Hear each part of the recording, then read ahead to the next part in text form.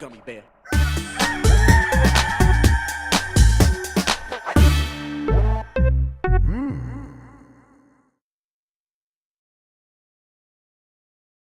It's the internet. You're busy. Let's do this for March 14th, 2024. I think that date's right. For the next hour or so, let me help you sort through the world of gaming on Game Mess Mornings Live with me, Jeff Grubb. Today, we got the official dates for Summer Game Fest and just how important is GTA 6 to the video game industry. But first, please join me in welcoming today's co-host of Game Mess Mornings. It's Jan Ochoa, everybody. Jan, how are you doing? I'm doing great. I put this on my Notion calendar. I'm blocked out, bricked up, baby. That's what that means, right? I think that's what bricked up means. That's how it's always the way I've used it, and I've been thrown out of many places for using it that way. I don't get it. Jan, you have the templates. Could you, share me the one you think is the most useful, if that's like a thing you could do. I'm still drowning in them, but Yeah. I'll do that. Yeah, I'll do that. I'll do that, and then we'll be vaguely organized together. Vaguely organized. See, I never am able to maintain the momentum with any of these efforts. They always just kind of fall to the wayside. So it's like having a daily show is like about as much organization as I can handle.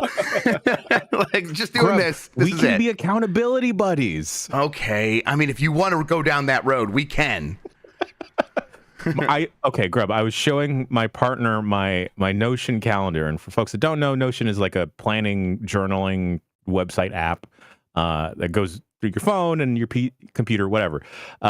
She looked at my calendar, and then she looked at me, and then she looked at the calendar again, and she looked at me, and she was like, are you sure you did this? Did you get someone else to do this? Oh, okay. All right. Well, that's I something. was like, you jerk. I did putting the dishes on my calendar. I bricked it off. I did do the thing last night where it's like we're trying to get the kids to bed and stuff's like dishes. I'm like, okay, and I'm like, no, I'm not gonna just do the dishes. I've been like, I didn't clean the house last weekend, and I've felt like shit since then. So I just stayed up till like 1 a.m. cleaning the house downstairs. So the whole first floor is now good to go. Nice. And I'm feeling I got a little bit of skip in my step now because of it. So that was something. And I don't know. I think if I tried to put that in the calendar of like, hey, this is the cleaning block. That sounds nice. That sounds good. All right. I will develop a template, and I will share it with you, and I'll share it with the Giant Bomb audience, and I'll just have like a to-do list on one side. All right. And we weight out the tasks to equate to points. Okay. All right. And then we tally up the points either at the end of the day or the end of the week and see who has the most points. Okay. I'm down. And then whoever wins the most weeks in a month, someone will buy them a pizza. Yeah. They get to play as Mace Windu in Star Wars Battlefront 2. They get first dibs. Oh, I want to do that. Yeah. That sounds pretty fun to me. Let's explain what we do here. Most weekdays, I, Jeff Grubb, will help piece your gaming life back together. That includes breaking news and maybe even some of our own original reporting. For all these topics, I'll get the input of a bona fide expert who will make me look smart. If you were watching live on Twitch, welcome. You can always listen to the show later on podcast feeds by searching for Game Mess Mornings or find the RSS on giantbomb.com. You can also catch the show later with chapters and timestamps on YouTube. Hello, YouTube. All right, we have a lot to get into, so let's start the morning mess with U.S. game spending could be down 10% this year. This is from Andy Robinson at VGC. U.S. consumer spending on games could decline by 10% this year, according to market research firm Circana. Analyst Matt Piscatella told GamesIndustry.biz that this figure was in the pessimistic range of what could play out in the U.S. market in 2024, but predicted a tough 9 months ahead, even if spend is on the more positive end of the spectrum. Right now, my most optimistic outlook is down 2%, Piscatella said. If you start looking a little bit on the more pessimistic side, you're looking at down to about 10%. If things really go sideways, you're looking a little bit more than that. There's so much uncertainty when you look at the sales data or look to project this year. There's uncertainty around the hardware. There's uncertainty about the content. Who the hell's making the games? Says Matt Piscatella over there. He does also mention GTA 6, which is now not coming out till 2025. You know, there was always the chance it could come out this year. He also mentioned Switch 2 moving internally from this year to next year. There are mitigating circumstances that cause people to be like, well, the things that were going to be these big pillars that were going to hold up the industry, they're not happening. So then that's where that uncertainty comes in, and we're like, But overall, Jan, like we know that this uncertainty is like much bigger than just a couple of things not coming out this year.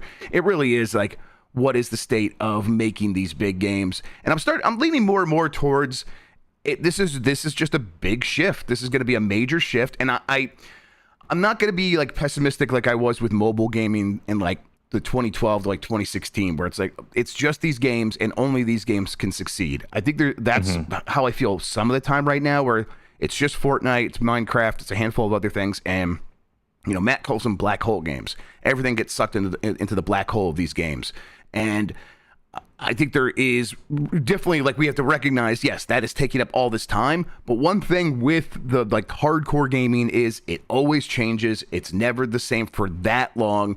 And there will be something new and shiny that will attract people in a couple of years, as long as these companies keep making games, or someone keeps making games. I suppose it doesn't have to be any of these companies.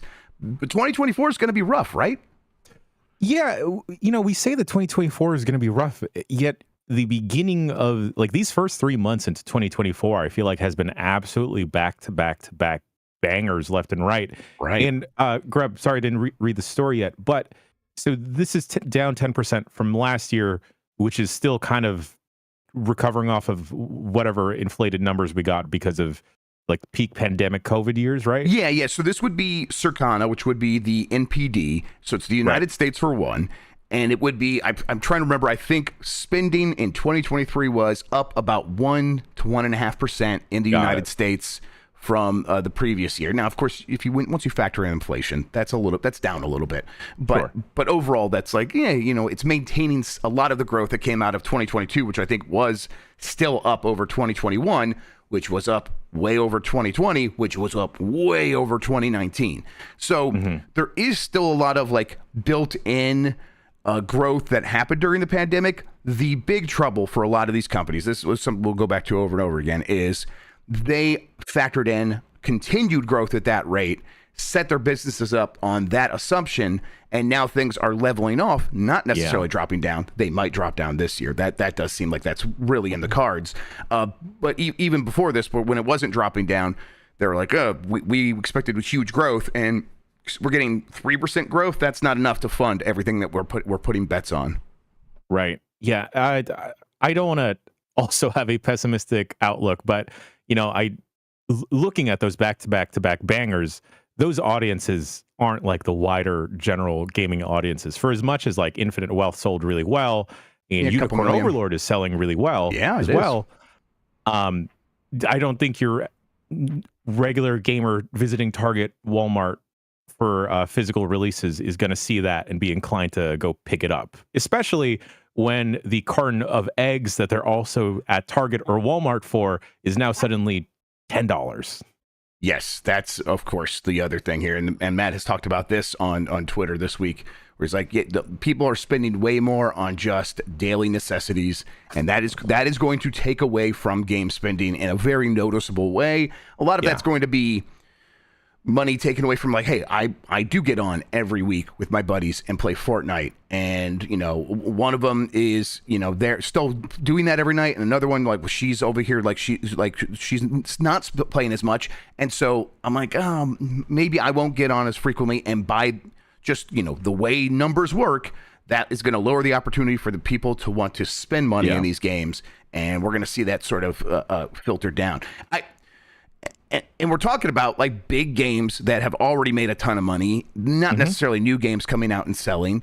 And that's the tail that wags the dog now, are these handful of big games. And if spending drops on those, the whole industry sort of drops overall. You mentioned a lot of new games are doing very well. I mean, Helldivers 2 clearly is a huge, massive blowout success. So it's like that can happen. But it's not going to fill in the comparison to previous years where we've had, Elden Ring 2 years ago and several big games last year, including like Zelda and stuff. Interesting to bring up Helldivers 2, and I think Matt also brings it up in the story, glancing at it. But like Helldivers 2 and Palworld kind of set the world on fire, even though, kind of flash in the pan for Pal World, but Helldivers 2 has had sustained growth. Those are cheaper titles as well, like coming out at $40 a pop. So I think if I was that gamer in that position of playing your weekly COD games with your friends or Fortnite with your friends, and this is a cheaper title that you can play with your friends, and like the buy-in is just at $40, I think I'd be more willing to shell out $40 rather than $70 to play something like Suicide Squad or however much Skull and Bones is, even though Skull and Bones, they were trying to give that away for free for a while. Yeah, I think that one's also, isn't that one also 70? It's at least 60, right? I mean, it's a quadruple A game. Quadruple A game. You gotta pay. Right, that's what the quadruple A thing was all about, was him defending the price of it. So yeah, you're absolutely right. Matt says, Helldivers 2 and Pal World have done a lot of heavy lifting earlier in the year, but we're up against comparisons last year with Hogwarts Legacy, which was a massive hit. And he didn't even mention what you said. Like Hogwarts Legacy, I think was at least 60, was probably 70. Again, I can't keep track of all these, but at the very least 60. And then we have these two games that are doing a lot of the heavy lifting, but at $40, and not even necessarily across every console the way Hogwarts Legacy did. So that's part of it. Like, it's about comparisons. Last year had several big games. Hogwarts Legacy, Legend of Zelda, Tears of the Kingdom sold 20 million copies in a handful of months. There was games just all throughout the year that were hitting very hard. And this year, it's like, even if they do hit just about as hard, it doesn't feel like we're going to have both a Hogwarts Legacy and a Zelda, like anything comparable to that this year. So, is that really like, is that the industry drooping overall? It's like, well, no, actually, yes. In a few places it is. But it's not like, again, a rushing out of funds from the industry. It's not like people are losing interest overall and spending money on games. They are just being a little bit more selective with where they're putting their dollars. And the problem, it goes back to, once again, these companies having astronomical projections, and that gap being so huge that it has to be sort of painful for everyone else, because they misallocated their predictions. You have to think, Grubb, that like the frequency of these games dropping also has to play a factor into like reduced spending, because with all of these games coming out in such close proximity, I'd have to imagine I'd be pinching my pennies as well, because, all right, well, I know that this game is going to take me at least 40 to 60 hours to complete a main story, not even including any of the side content. So that's going to last me if I'm just like casually playing a game a couple times per week or whatever, or even trying to platinum a game. That's going to take me a decent chunk of time that I can save that $60 to $70 on another game in a month and a half or 2 months down the line. And then it's the same pattern, especially with like these big JRPG style games coming out.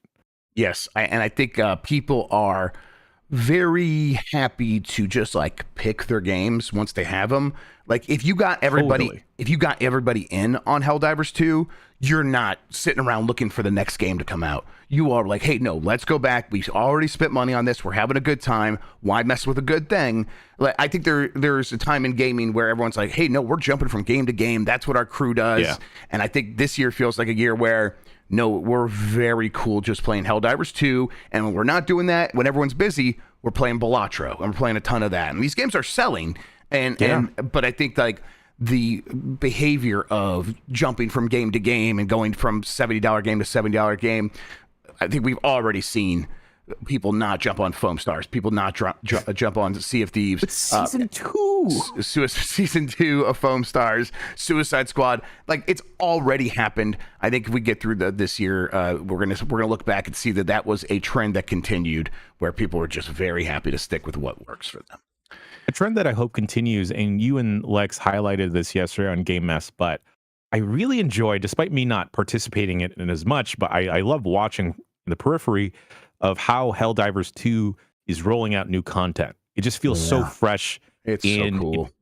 It feels like you have to be playing, or like you're watching along in like, it feels like world news popping up in the world of Helldivers 2, in such a way where like, new updates roll out all the time in Fortnite, PUBG, Call of Duty, and then, I'll occasionally check out Fortnite, but I don't quite care. I think I've been conditioned by like the seasons model to like, all right, if I'm not buying in this season, I'll wait. I'll check out next season.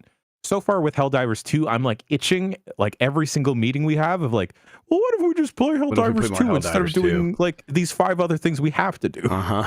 Yep. And I mean, it really does come down to just they're combining all the best elements of what a live service game can be and then live storytelling.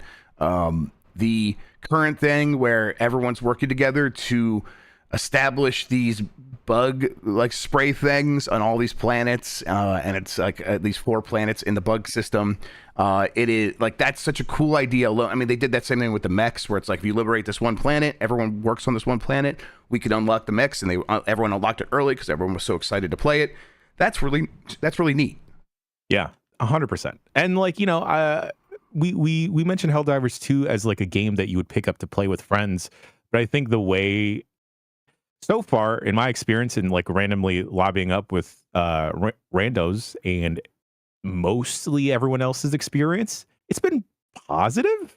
Yep. Surprisingly enough, of like a bunch of chill people wanting to play a unchill game and just like cooperate together.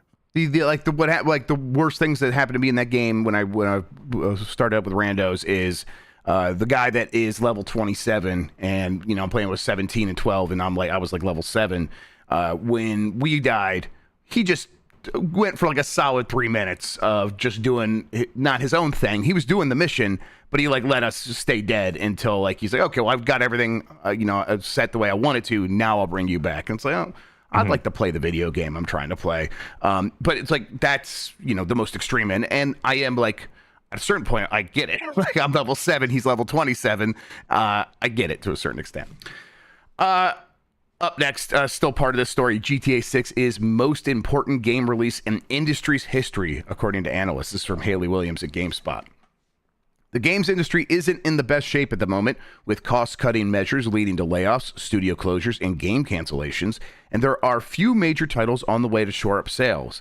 In an interview with GamesIndustry.biz, industry analyst Matt Piscatella has said that GTA 6 might end up being an incredibly important release for the industry at large.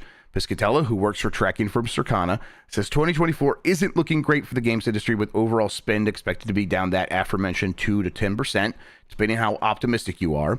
There's so much uncertainty when you look at the sales data or look to project this year, Piscatella said. There's uncertainty around hardware, as he said previously. He does go on to talk about GTA 6 being the thing that everyone was looking forward to holding up this year, and now moving out of the fiscal year, so like after out of March of next year, so sometime later in 2025. So it's like, man, that is already begun to slip. That makes it feel like even further away. And people that were like, hey, survive until 25, that was like the mantra. It's like, well, as the Switch 2 gets pushed out and as GTA 6 gets pushed out, and the excitement around games could wane if there isn't like that big game pulling people's interest back in. A lot of people are like, man, what is going to happen here? How important do you think GTA 6 is, though? Because I have some thoughts here, but what's like your gut reaction? I realize that I live in a bubble and I am a dirty hipster in the year of 2024 of I'm going to pull a Jeff Backler and say, like, I don't care. It's not important to me. Yeah. But when that initial GTA 6 teaser trailer dropped a couple months ago, I was seeing friends out of the woodwork that I didn't know played video games. Yep. Reposting that trailer saying, oh, y'all don't know how much GTA means to me. Right. And then I was thinking, like, that is an insane sentiment, but maybe I'm the insane one. Grubb, we were talking about this on the Bombcast, I believe, of like a sequel not quite living up to its predecessor. And I don't think that GTA 6 will fall under that banner. I'm more curious about how they will handle the transition of GTA Online, because I feel like GTA Online has an insanely huge audience. That how do you handle that pivot from 5 to 6? Like, I'm curious to know what that on-ramp process looks like for Rockstar. Yeah, I mean, I think that's one of the things that makes it the most important, right? Is that there is this juggernaut money printing factory in GTA Online, and they need to figure out that transition of what it looks like, if there is a transition, or if it's like, no, here's a big update to GTA Online, and you can access that through GTA 6. But for me, I look at this as, yeah, GTA 6 is a harbinger of what is going to happen with the biggest games, and like it'll tell us a lot about how much, like, what is the ceiling here? How big and expensive can a game be before it even doesn't make sense for GTA 6? And I think we're probably going to find GTA 6 is going to be fine. Rockstar is going to make their money here, but that game's going to come out, and I think a lot of other publishers and developers are going to look at it and be like, there's no world in which we could do that. I think that's already happened with like Red Dead Redemption 2, where a lot of developers and publishers look at that and be like, so much work went into the details of that game that it is beyond, it's incomprehensible how much money it would take for us to do something like that. We don't have necessarily the skill or the desire to do those things. If we had to keep up with the Joneses, and the Joneses being Rockstar, that would be like a non-starter. But it's like, I think GTA 6 is the most important for this old guard of making games in a certain way. And I think it is going to kind of like be like, hey, this is what it can do. But in the meantime, I think there will be this whole other torrent of things off to the side happening in Steam Early Access and frankly mobile and a bunch of other places where it's like, GTA 6 important, but the industry has grown and changed and shifted so much that it's only so important to a certain segment now.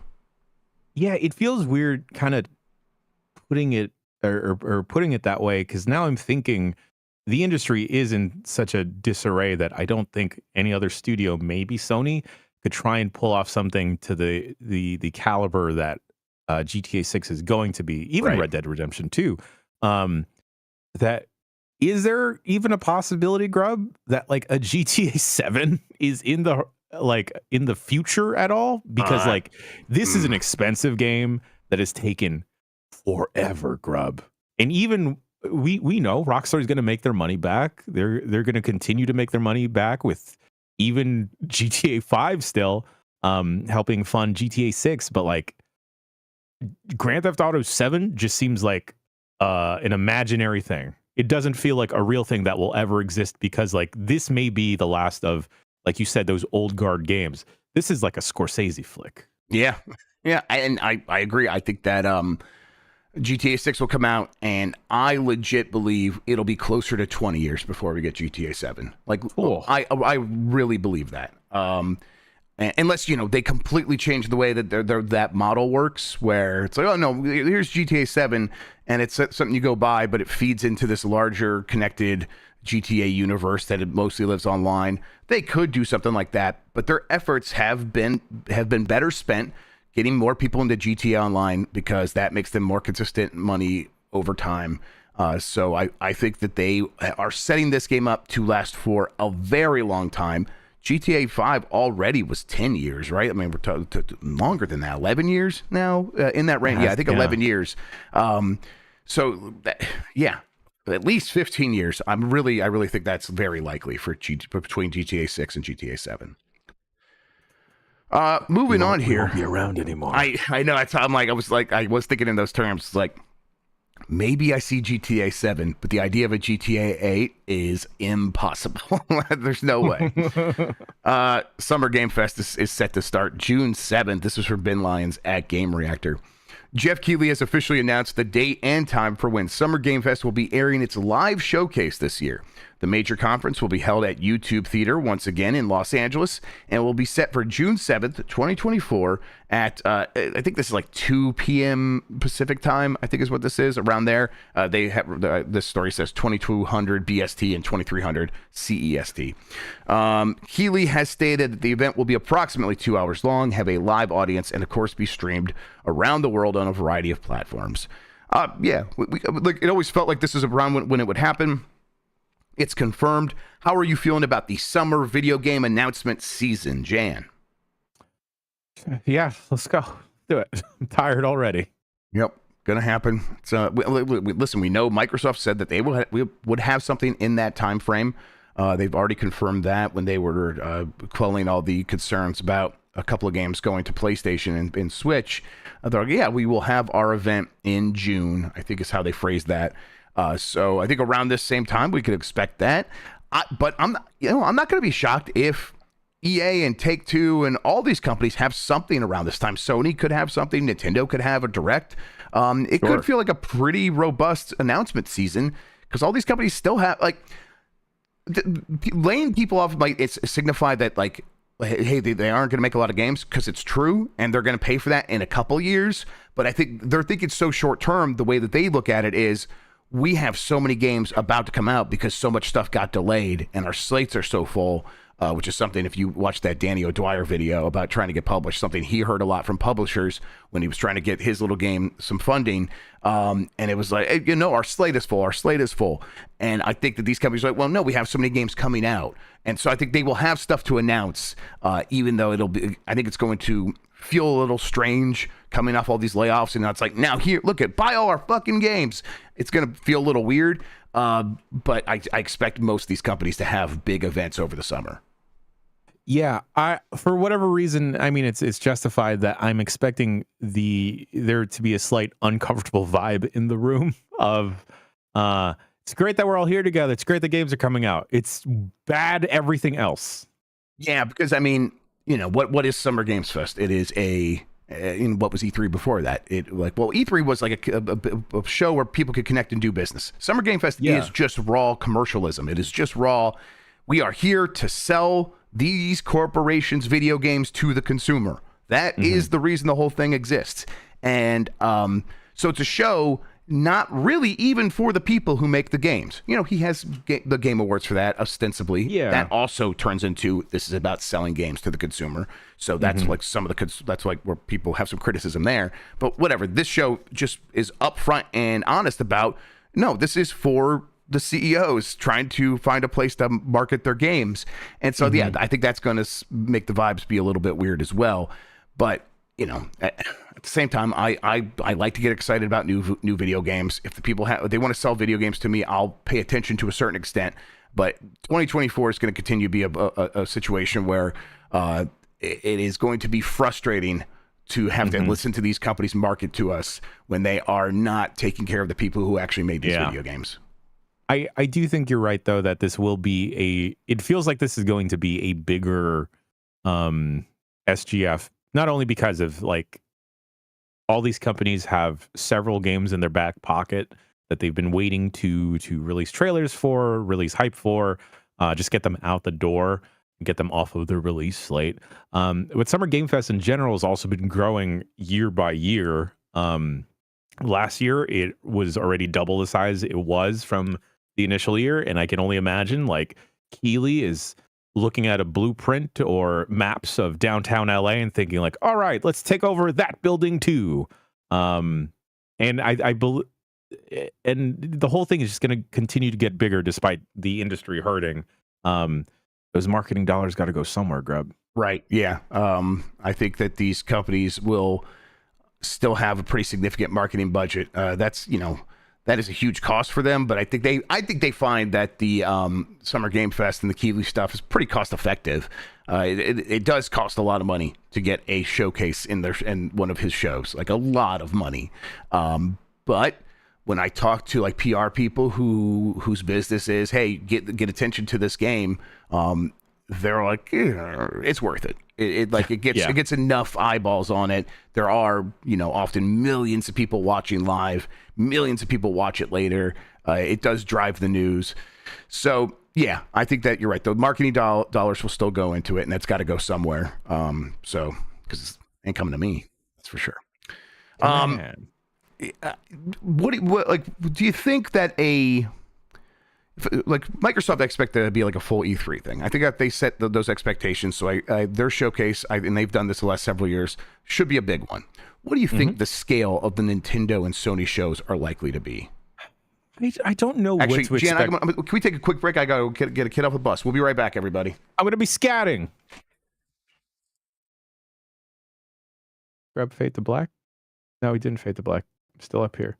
Skitty bit top pop poop the boot the pop pop pop pop pop pop pop pop skip it pop pop pop pop pop pop pop pop jump pop pop pop skip. Do I make my own pizza? No. Folks, Here, we're on a quest here today. All right, we're on a quest, and that quest is to be a better version of ourselves than you were yesterday. I've been doing a lot of thinking. I've been doing a lot of staring off into the ocean. And where I live in San Francisco, it is hard to stare into the ocean because it's constantly covered in fog. So I'm just staring at the mystery that is life, the mystery that is the ocean. The ocean that is already vast and wide and huge has become even more vast and wide and huge because I'm just staring at overcast clouds. And I look within myself and I see nothing but a void, folks. I see nothing but a void. And I want you to look at yourself in the mirror and realize that you're very pretty. You're very handsome. There's so much value in everything. Go buy a churro today. Treat yourself to some cinnamon. That is what the lesson I've learned by staring off into the ocean. Just buy yourself a churro. You'll feel better. The cinnamon helps. What's happening here? I'm having an existential crisis. I started scatting, and then everyone go buy a churro. Man, I would really want a churro. How are those Subway churros? I don't know. Grubb, there's a conspiracy theory with those churros and cookies. Oh, hell yeah. What? Big Auntie Anne's is trying to steal our sandwiches. Wait, they're infiltrating Subways with their sweet goods? Yes. Listen, I think I'd be all right with that. Hey, I'm okay with that. Auntie Anne's could take over. All right, catching my breath because I ran up the stairs. We'll get started here in a second. Right back into it. Let me just make sure I'm in the right place. You didn't fade the black. So right. We're still here. Okay. You know what? Let's do that. And then bring, there we go. Actually, okay, cool. All right, Jan, I was asking you what scale you expect from Nintendo and Sony for their press conferences at the Summer Game Fest season, if they even happen. There is no guarantee that they do happen. I think it's probably likely just based on, although I feel like I said this last year with Sony. Sony doesn't have a ton of stuff announced, so they probably should and they probably will. And then Nintendo feels like they should set stuff up for the second half of this year, even if they're not ready to talk about the Switch 2 quite yet. What do you think? I feel like Nintendo has to be ready or move themselves into a position to start laying the groundwork for a Switch 2 and get those consumers ready to spend their dollars there. I don't think they'd be shooting themselves in the foot by announcing it and still planning on releasing big-ish titles, medium-ish titles later in the fall, in winter months. And, we've said this multiple times. I feel like just treat the rest of this year as a victory lap for Nintendo. Just fill out the rest of just release the rest of those games. But make sure you leave clear enough of a runway for whatever the Switch 2 is going to look like. Yeah. I'm so ready for that thing to be announced and a name to be announced, so we stop calling it the Switch 2 or Super Switch. What if it is just called the Switch 2? Well, all right, let's do that. We said it here first. Sony is the bigger outlier, though, for me, Grubb. I don't know what they're going to do because I feel like they've canceled so many projects, and everything that they've announced over the last couple of years is like, we're working on like 12 games as a service, live service games. We're working on like so many things. Yet we've heard several projects get canceled. That Spider-Man one, most recently just getting canned, the Uncharted multiplayer stuff, a lot of people getting laid off from PlayStation. So I don't know what they have. Like Marathon? Yeah, Marathon's ways off. Yeah, that's a ways off. So, that's a weird one because it's like they have to get Destiny back into a decent place before they can even really, I think, focus all in on Marathon. They probably will have some announcements, but their partnership games like Rise of Ronin, which is a first party game, but like also then like Final Fantasy, that stuff is out. They will probably have a couple more of those in their pocket. How many other big games is a company like Square Enix, a frequent partner, actually working on, especially after like 2022, where they had a ton of games that didn't quite hit, and so they were like pulling back from that strategy a little bit. And Sony has told us flat out this fiscal year, up through March of 2025, no sequels to established AAA franchises. So we know, like, the one that was most likely would speculate is Ghost of Tsushima. Be like, if they had that would definitely justify a showcase. So I think when we're talking about the scale of these shows, if Sony has something, I think it's probably a state of play, and then we do get something like that Astro game announced in there. Now, they do also have, allegedly, and and based on good reporting, a PlayStation 5 Pro that should launch this year. How you launch that without having a bunch of games to go along with it, I don't necessarily know. But, the audience that wants a PS5 Pro will just show up and buy a PS5 Pro, especially in this first holiday. So that's probably not going to stop them. And that's the kind of thing that could show up in a showcase. It could maybe justify a showcase if they have a couple of games ready to go with it. But I don't know, man. You're right. It's really hard to guess what it could be. I mean, we were pleasantly surprised with Valhalla dropping out of nowhere. And I'm trying to think all right, what other PlayStation games have not already made its way out onto the PC? Where can they cover their bases there? What else can you add a roguelike mode to? Because they already did that as well with The Last of Us Part 2.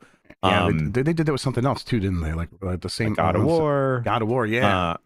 I don't know how we're not the biggest fans of Horizon here at GB, but I guess you could ham-fist a roguelike mode into that somehow.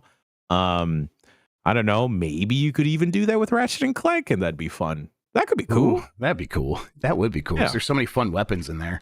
That'd be great. Sony had a like the Sony account did like this tournament of most popular PlayStation franchises, and Horizon didn't do very well. I was like, I'm like, am I being gaslighted by this industry? I feel like a little bit. I think so. I don't know what it is. I want to see what people see in Horizon. Yeah. But I can't yet. There's a big audience, but not a big audience. I don't know. And it's not Was Jim Ryan just buying a bunch of copies? Yeah, him and Herman Hulst were just going from Target to Target, road tripping. That sounds like a good time. Here's what we need to get to get PlayStation to go back and get into the butter zone with everyone. Hell yeah. Killzone. Yeah. No, that was a joke. Let's not bring Killzone back. I'm like, would they? I wonder if they would ever bring back Killzone or the one that everyone, I guess, really wants is Resistance. SOCOM. Resistance. SOCOM. Yes, that's the one everyone really wants. It's the first thing that got mentioned in chat was SOCOM. So yeah, they probably do consider bringing back one of these shooters, but I guess now that they own Bungie, maybe they aren't thinking that way. I don't know. All right, Embracer Group sells Saber Interactive for a cool $247 million. This is from Sophie McAvoy at GamesIndustry.biz. This is a follow-up to like reporting and then evidence of hey, Saber removed a bunch of stuff from their website, and the reporting was hey, they bought themselves out for $500 million. No, $247 million. As announced by the firm in a statement published today, it has agreed to divest selected assets from Saber to Beacon Interactive, a new company founded by Saber's co-founder Matthew Karch. Saber will retain a number of studios as part of the sale, including Nimble Giant, 3D Realms, Sandbox Strategies, New World Interactive, Slipgate, Madhead Games, Fractured Byte, and Digic. As for Embracer, the firm will keep the following studios: Zen Studios, 4A Games, although I think for both of those, when 4A Games is the Metro Studio, Zen Studios is the that pinball studio, the video game pinball. Saber seems to have an option to eventually buy those two studios later if they want. Embracer will also keep Tripwire, Beamdog, who did a lot of those old computer RPG remasters, Tuxedo Labs, Demiurge, Shiver, Aspire, which just did does a lot of the Star Wars remasters, Snapshot, and 34 Big Things. It will also retain IPs, it I think being Embracer, and future publishing rights for a variety of titles, including various announced AAA and AA projects, in addition to Killing Floor 3 and Teardown. One of those projects that Embracer will have a hand in and will co-own with Saber is a previously announced AAA game based on a franchise, and everyone's speculating that's the Knights of the Old Republic. So that is going with Saber, but they are still going to work with Embracer on it to some extent. And I'll say what I've been saying from what I've heard for weeks now. Sony's not interested in seeing that thing through, or at least not as it stands today. That could change, but that when I said that thing was done, it was done with Sony. They continued to try to make it happen, though. Hey, they extracted themselves from Embracer. Embracer is keeping about half the studios here. So that probably explains why the price tag is $247 million to buy themselves out. But yeah, I'm glad many of these studios were able to get out from Embracer, and I hope that Embracer is keeping many of these studios because they want them and want them to make games, and isn't just going to like lay them off later. That would stink. It smells stinky already, Grubb. Smells pretty stinky over there in Embracer land. Yes. Maybe there should be a higher ranking official group of folks that are like, nah, we won't. We're not going to let you buy these people. And hey, look at this from this morning. Jason Schreier mentioned that Saber CEO Matthew Karch confirms that they've already decided to take 4A and Zen Studios, despite the messaging from Embracer suggesting that it may retain those two studios. So that's already happened. So I think what's weird here, though, is I think Metro is going to stay with Embracer. I would have to like sort this out and know exactly. But there's going to be some like figuring out what this all means for the studios and the IPs that they're most frequently associated with. But I hope that's not the case, because 4A would definitely want to see that stuff through. And at the very least, if Embracer does keep it, 4A would likely have a deal in place to just continue to work on it. Yeah, it smells stinky over at Embracer. It is a publisher that is looking to continually cut costs, and I think if I were in a situation here where it's like if I had to go with Saber or stay with Embracer, I would easily choose let's go it on our own. Let's see if we can go figure it out. I know there's no funding out there, but we were able to get investments to buy ourselves out from Embracer. Let's just see if we can make some money selling some video games. And a lot of the studios that are still at Saber, it's a pretty massive organization. All those 3D Realms and stuff. So yeah, I think that they could probably make something happen. 34 big things. Yes, 34 big things. Well, we'll see how this continues to fall out, though. It is confusing over at Embracer, mostly because it just makes no sense from the ground up what they did over there. How are they making money? Are they making money? Do they know what they're doing? Do they know they're in the games industry? I don't think they do. No, they were in the organic growth of acquiring businesses industry, and now that's dried up on them. Do they want to organically acquire me for a couple months and then I just leave? Right, and then you buy yourself back for half the price. Yeah, that sounds like a good plan. I'll do that. Prince of Persia: The Lost Crown reveals post-launch roadmap. This is from Nintendo Everything, and this is interesting. This game's getting quite a bit of DLC. More content is in store for Prince of Persia: The Lost Crown, with a few free updates and an even bigger piece of DLC. The first update, Warrior's Path, is planned for this month. It'll include a speedrun mode, permadeath mode, and new Sargon outfits. The second update, Boss Attack, is slated for this spring. It'll include a boss rush mode and another round of Sargon outfits. The Divine Trials update will close things out in the summer. This will be comprised of new combat, platform, and puzzle challenges, which that's music to my ears because I really enjoyed those things in the game. There'll also be new amulets, Sargon outfits, and more. For the DLC, Ubisoft is keeping things close to the vest. We know it'll include story, but nothing else is known at this point. So it's full-on story DLC, which I'm surprised they're doing. Happy they're doing it, though. Glad this game is getting support. I hope fans show back up for it, but I will. I'm definitely going to be there for a lot of this stuff. I'll check out that speedrun mode a little bit, but those challenges sound great to me. And then a continuation of the story. The story was okay, but at the very least, it's like giving me new places to explore. Is that what we're doing here? That would be great too. This is definitely on the top of my list to circle back around and revisit once things kind of slow down after Dragon's Dogma 2, perhaps. I just remember I just lost steam so hard, maybe halfway through this game. But I hope with the new DLC plans being revealed, and when that comes out, it also breathes new life into it with more people flocking to it for the first time.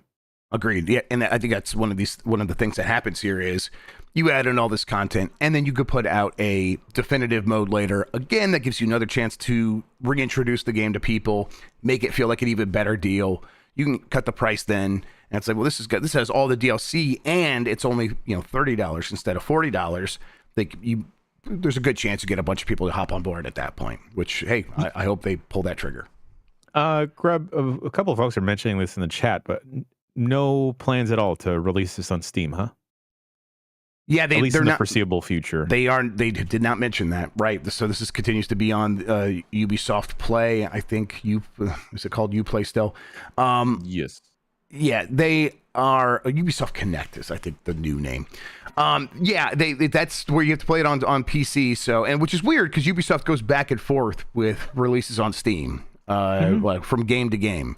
So this game seems like it would greatly benefit from being on Steam. But maybe that's what happens with that definitive version. Maybe they release all this stuff, and at that point, you put it out on Steam a year later. Not a bad idea. Okay, I put this story in here, Jan, mostly as a question.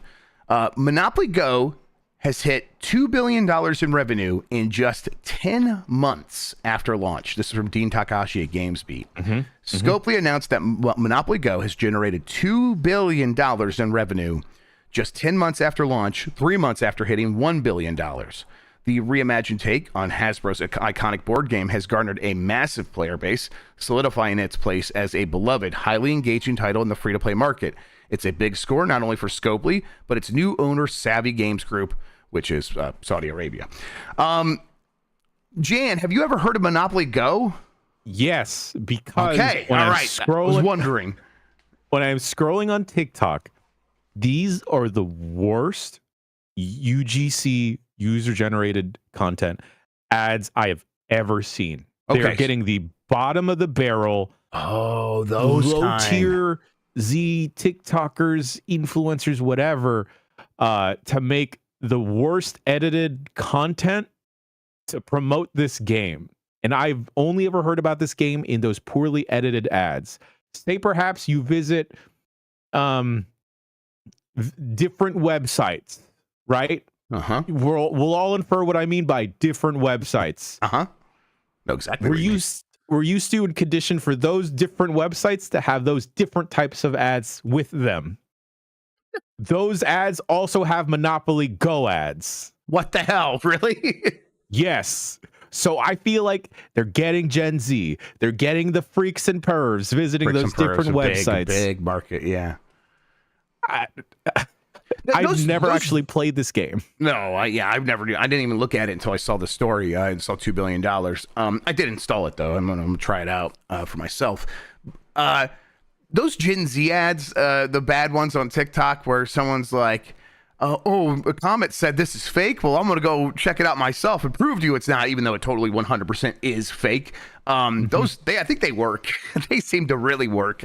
They just capture some sort of audience, and I wonder if it's like.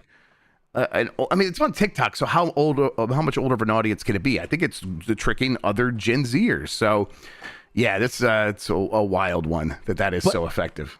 Like the type of game that it looks like Monopoly Go is, based off of looking at screenshots and the gameplay footage, I guess I've seen from those ads. It seems like the perfect game catered to the boomer audience. Yeah, right. That's what I figured games. too. Yeah, I bet they are the biggest audience on there, likely.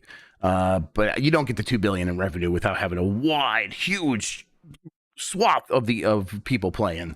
I did Google Monopoly Go, and the autofill is Monopoly Go free dice. So I'm assuming free dice is like your currency. You know, V-Bucks or whatever, or maybe the thing you need to just play the game in the first place. It also shows like a Monopoly board with like different people on there, so there is like some live multiplayer element. I don't know, but $2 billion in 10 months is buck wild. That is nutso. That is it's hard to, like, most huge new mobile games come out and they're aiming to do about $1 billion in the first year, which is huge on its own. $2 billion in less time than that is crazy. I'm curious, Grubb, where do you fall on Monopoly, the board game? Do you like it? Do you hate it? I don't know if I've ever played like the shoot rules. So I kind of feel like I'm not. I would be like, yeah, it's not great, but I wonder if I've just played weird house rules that actually ruin the game. So I don't know. I was thinking about, I would like to play Risk again. Risk is one I played a lot as a kid and enjoyed with my older brothers.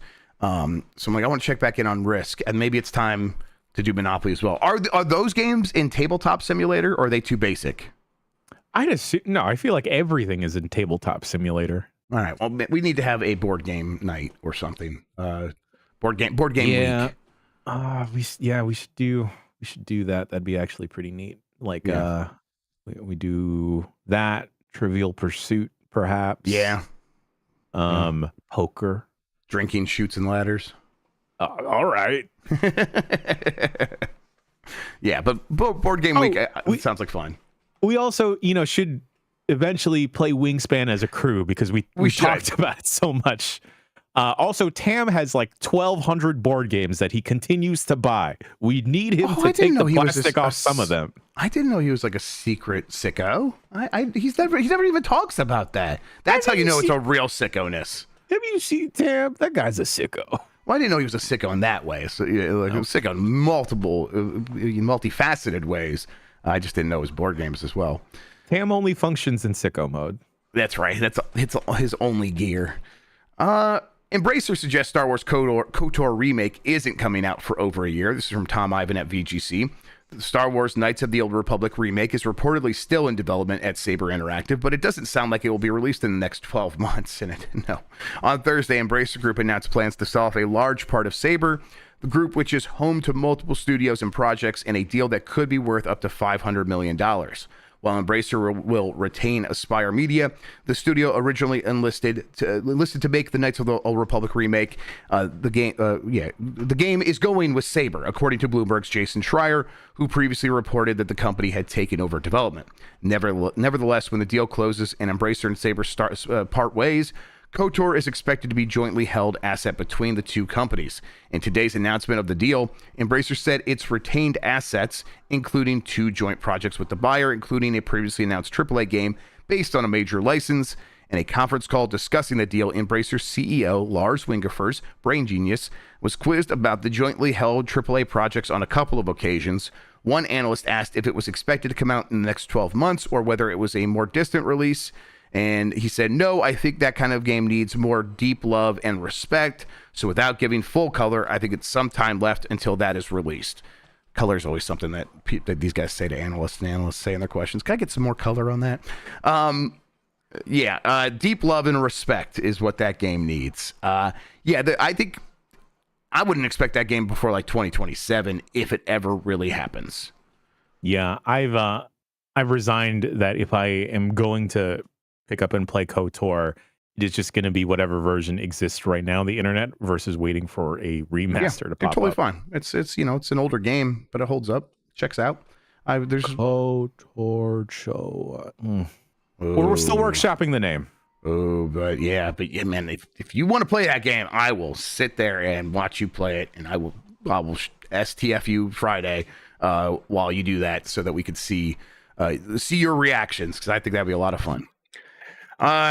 Finally, this is a finally. Overwatch 2 fans think think the Cowboy Bebop skins are goofy as hell in the game, but especially one of them. This is from Ken Shepard at Kotaku. Overwatch 2's latest collaboration is with the beloved space western anime Cowboy Bebop. The event, which kicked off on March 12th, lets 5 heroes from Blizzard's team-based shooter cosplay as different characters from the classic 90s show. The event follows in the footsteps of other crossover events, like October 23 one that featured K-pop group Les Seraphim. For this latest crossover, 5 heroes, Cassidy, Sombra, Ashe, Mauga, and Wrecking Ball, each get a skin and a few other cosmetics, each come packaged in a $25 bundle. But some of the new skins are great. I played a few rounds with Damage Hero Sombra dressed up as Bebop's fellow hacker Ed last night and had a bonding moment with a Masaga player wearing the Jet Black skin. But some Overwatch fans aren't too fond of the new Cassidy skin, which dresses him up as Bebop main character Spike Spiegel. Have you seen this, Jan? I'm looking at screenshots now, and it looks okay. Unless I'm not seeing like the one that folks are complaining about the most. So what people are mostly, I think they're mostly frustrated with the hair. I think, in general, he just kind of looks a bit goofy. But I think people are like annoyed that he kind of has what looks like the wrong hair. It's kind of like too spiky on the top and doesn't have like the swoop that Spike Spiegel's hair has. I'll say in general, I do think these kind of look a little bit, like they're not. I don't know. Maybe in motion they look a lot better. It looks like they're just doing poor cosplay. Yes, it looks like poor cosplay. Yes, but yeah, there's this one here where it's like, please fix the hair, and it's like, yeah, if you kind of actually just did that, although it looks like this also modified the face a little bit as well. But if you just fixed the hair, that would be a huge win there in terms of making him look more like Spike Spiegel. Really though, Jan, $25 for these skin packs these days. That is where we're at. That's like each. Yeah, Oh. I think $25 each. Whoa, no, don't do that. That's consumers at home, don't do that. Consumers at home, save yourselves. Let me tell y'all, if you just go watch the original anime. Grubb, I've never seen it, but there's tons of pictures of what's her name, Faye, out there on the internet. I know that y'all are just trying to look at Faye in Overwatch. Just go do that somewhere else. Jan, you gotta watch it, man. It's one season, bud. It's worth it. It's so worth it. I'm afraid it's going to change my whole personality. It. That's fair. It's really good. Cowboy Bebop, man, I like that show a whole bunch. I was going to do another story. Sea of Stars reached 5 million copies, but I think they added a 3-player cooperative mode where it's like you can like time the hits in the turn-based combat all together, and that sounds pretty neat. I don't know if I want to play a whole turn-based like JRPG with a cooperative partners, but it's cool that it's in there. Cool mode, or I guess JRPG style, I should say. Grubb, there was a tweet linked out in the chat. It looks like the Apex Legends team had faced a bunch of layoffs today. I'm trying to find that. Ooh, now. Really? Okay. Let me well, look for that. I'll look as well. Man, that would be terrible. Okay, let's see here. Yeah, the Apex team was hit with layoffs today. It sucks seeing some of the people I've worked with for almost 3 years now get let go. Hopefully they land on their feet sooner rather than later, and that is from 15 hours ago. And that was a level designer at Respawn, Aaron Stump, who tweeted that. Got another tweet here from Alex Ackerman, who ran social media for Apex. After 20 seasons of Apex and 5 years at Respawn, nearly to the day, my job has been made redundant and I've been laid off. And then working on this game and supporting this community has truly been the honor of my career and highlight of my life. Thank you for everything, Legends. Heart emoji. Jeez. Yeah. Connor Ford, who was a security analyst on Apex Legends, said, tired of these layoffs, man. Losing friends at work is so effed up. Yeah, Respawn build engineer Tyler Owens, that's who you mentioned, I think. Yeah, so this is on top of the layoffs that happened a couple of weeks ago. And at that time, it was, EA's laying off 5% of people. And I remember mentioning, like, I thought more would happen because I knew a lot of that was in the consultation period in places like Europe, where they have those sorts of things. Like the UK has, you can't just lay people off. You got to go in this consultation and talk to the government and explain what's going on. So it's like once they got through that period, they probably cut some of those jobs. This doesn't seem to be that. This just seems to be there are more people we need to lay off. We left some people around here that we could have cut in the last round. I don't know. Apex Legends, again, is something that they are looking at as not being able to reach the heights it was once at. They aren't looking at it in terms of, this is EA. They look at Apex Legends and like, it's not going to necessarily grow. We're just trying to extract as much value from it as possible. And in their opinion, I guess what that means is have fewer people making stuff for the game. And so you have fewer people you have to pay. And again, it's just nuts because Apex Legends is something you could definitely keep going for much longer. And they just talked about how they're going to, it's going to, like the launcher is going to have a ton more stuff in there. It's going to grow beyond the confines of Battle Royale.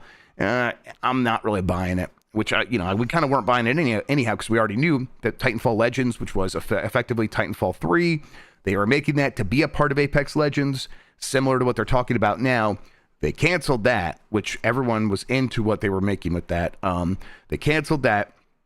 So it's like, okay, they're already looking at, okay, well, this isn't worth it. The Apex Legends isn't going to make enough money back for that. So when they talk about we're going to continue supporting Apex Legends and growing it in different ways, that feels like lip service at best.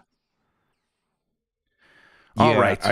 I just don't know how, God, the the job pool is so vast and Yeah. wide now, Grubb. Yep, and it's going to this is going it's going to be rough out there because there's a lot of talented people going for the same jobs, and it's it's not like if you don't have a name, if you don't have a big executive producer, director, senior developer credit on shipping a major game, like if you got laid off from Riot and you worked on League of Legends, you're going to have a little bit easier time. But these days, even those people are going to struggle to get investments to start up their own studios. So yeah, it's a lot of people are going to end up out of the video game industry, is what it feels like, and that just stinks. All right, poll question from yesterday: is Mega Man important? I'm going to refresh that real quick because they get 3,000 votes, and I voted yes, and so did 64% of respondents. Mike, so don't worry. 36%. I was waiting with bated breath there. Yes, my tummy started hurting. I was hoping he wouldn't get too mad. I think Mega Man is important. I don't know how important it is to like Capcom's game making strategy, but I think as an icon, as a mascot, it's very important, and it can be important to games. Probably just not as important as Monster Hunter or Resident Evil these days. Next poll question for tomorrow, Friday, Dregs Day. Have you ever heard of Monopoly Go? Have you heard of Monopoly Go? Yes or no? Answer that question. Don't count it if you heard it on this show. If that was the first place you ever heard it, say no. I'd appreciate that. Yes. We will discuss the results of that, though, on Game Mess Mornings here on Giant Bomb tomorrow. Speaking of Giant Bomb, Jan, what do we have going on the website? We're going to attempt to throw it down on a Thursday night. Yeah, we'll see what happens. Afternoon with Star Wars Battlefront, specifically the PC version. I understand that there's a very small amount of servers available, which, hey, can I make a custom server? Because I'm paying for one for Pal World still. Grubb, stop paying for the custom server in Pal World. It was a 3-month thing, so it hasn't expired yet. That's what it is. Okay. I mean, I shouldn't have paid. I shouldn't have bought 3 months in the first place, Jan. But hey, no. That was a mistake. Voicemail dump truck popping off later today.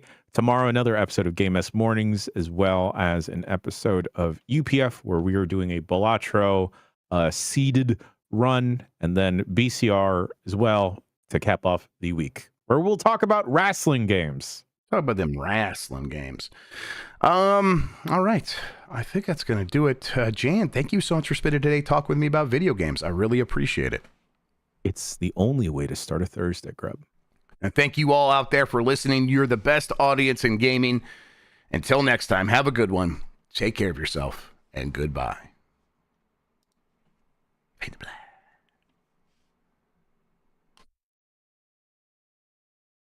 All right. Well, let's pull that plug and that one.